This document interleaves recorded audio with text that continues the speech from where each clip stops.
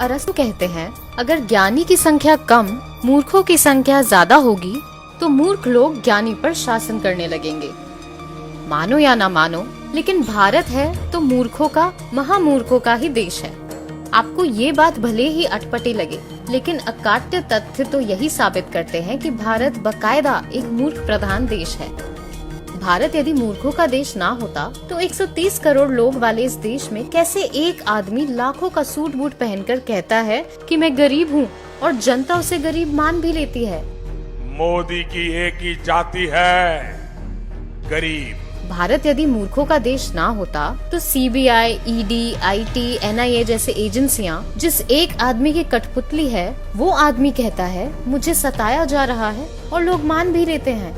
भारत यदि मूर्खों का देश ना होता तो जिसके पास संसद में भरी बहुमत हो, जिसकी पार्टी 22 राज्यों में सत्ता में हो, वो कहे कि विपक्ष उसे संसद में काम नहीं करने दे रहा और लोग मान भी लेते हैं।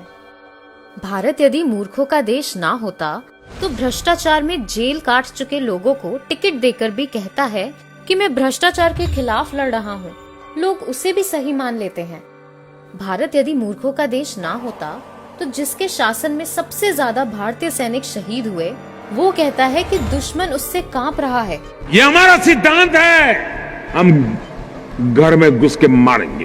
भारत यदि मूर्खों का देश ना होता तो जिसके राज्य में सबसे ज्यादा किसानों ने आत्महत्या की हो, फिर भी वो कहता फिरे कि उसने किसानों को खुशहाल बनाया है और लोग मान भी लेते हैं।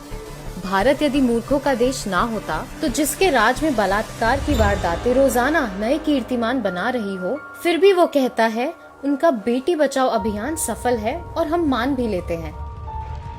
बेटी बचाओ, बेटी पढ़ाओ। काला बाजारी को खत्म करने का दावा करके नोटबंदी करने वाला छोटी बड़ी लाखों भारतीय कंपनियां बंद कराकर 2.5 करोड़ भारतीयों को बेरोजगार करके कहता है नोटबंदी सफल रही और लोग मान भी लेते हैं। ये नोटबंदी लगी, ये सबको बाहर आना पड़ा और वही रुपये हैं जो आज इतना सारा काम हो रहा है। देश का प्रधानमंत्री कोरोना वायरस जैसी आपदा में सरकार की तरफ से की गई व्यवस्था के बारे में जानकारी देने की बजाय लोगों से ताली और थाली बजाने की अपील करता है और लोग अपनी छतें, बालकनी और गलियों में जुलूस लेकर निकल जाते हैं।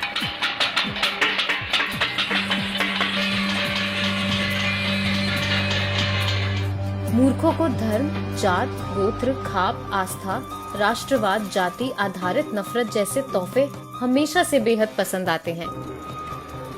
आप दिल्ली में चुनाव जीतिए, नहीं तो मर जाएंगे मोदी जी। आप मेरी जान है मोदी जी, आपके बगैर नहीं जी सकते मोदी जी, नहीं जी सकते आप मोदी जी। शिक्षा, रोजगार, स्वास्थ्य सेवा जैसी बुनियादी जरूरत मूर्खों को नहीं दिखाई देती। वाह मोदी जी, वाह वाह।